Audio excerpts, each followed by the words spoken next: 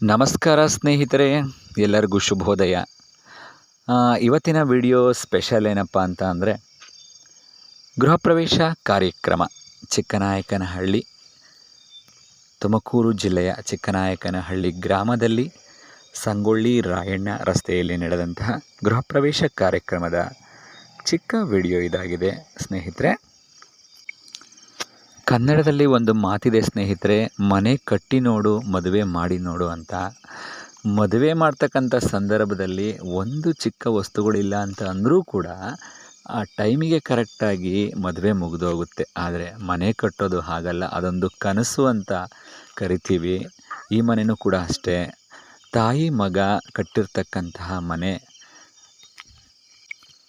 ತುಂಬ ಕಷ್ಟಪಟ್ಟು ಬದುಕನ್ನು ಕಟ್ಟಿಕೊಂಡಂತಹ ತಾಯಿ ಮಗನ ಅಪರೂಪದ ಬಾಂಧವ್ಯದ ಮನೆ ಇದಾಗಿದೆ. ಈ ಮನೆ ಸದಾಕಾಲ ಖುಷಿಯಾಗಿರಲಿ ಅಂತ ನೀವು ನಾವೆಲ್ಲ ಹರಸೋಣ ಸ್ನೇಹಿತರೆ.